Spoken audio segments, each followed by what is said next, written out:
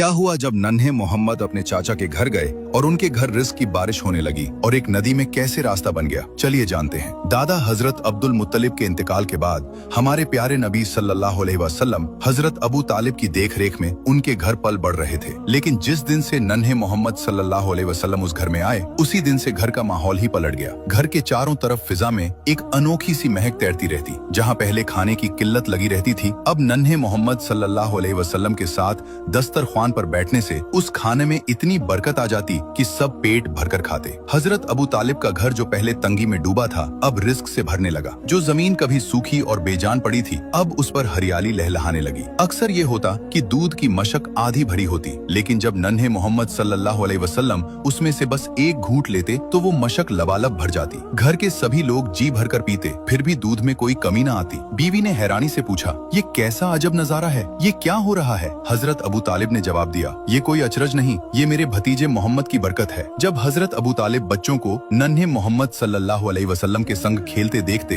तो उनके दिल में एक अजीब सा चैन उतर आता। वो मन ही मन सोचते, ये बच्चा कुछ और ही है, अल्लाह ताला इसे किसी बड़े मकसद के लिए तैयार कर रहा है। दादा हजरत अब्दुल मुत्तलिब का साया तो उठ चुका था, लेकिन उनकी आखिरी वसीयत पूरी हुई। हजरत अबू तालिब ने हुजूर सल्लल्लाहु अलैहि वसल्लम को अपने सगे बेटे की तरह पाला पोसा और उनके लिए अपना सब कुछ निसार करने को तैयार रहे। इसी तरह नन्हे मोहम्मद सल्लल्लाहु अलैहि वसल्लम की परवरिश हजरत अबू तालिब के घर की छाया में होती रही। जब आप सल्लल्लाहु अलैहि वसल्लम की उम्र 10 बरस हुई तो आप अपने चाचा हजरत जुबैर के हमराह यमन की जानिब सफर पर रवाना हुए। गर्म रेगिस्तान की लू में काफिले के कदम धीरे धीरे यमन की राह पर बढ़ते जा रहे थे। तभी राह में एक अनोखा वाकया पेश आया। एक वादी में एक ऊंट लोगों का रास्ता रोके खड़ा था और किसी को भी आगे नहीं जाने दे रहा था। जैसे ही उस ऊंट की नजर आप सल्लल्लाहु अलैहि वसल्लम पर पड़ी, वो अपना सीना जमीन से लगाकर बैठ गया। आप सल्लल्लाहु अलैहि वसल्लम अपनी सवारी से उतरे और उस ऊंट पर सवार हो गए। वादी के पार पहुंचने के बाद आपने उसे आजाद कर दिया। जब काफिला सफर से लौटा तो देखा कि वही वादी अब पानी से लबालब भरी हुई थी। आप सल्लल्लाहु अलैहि वसल्लम ने काफिले वालों से फरमाया,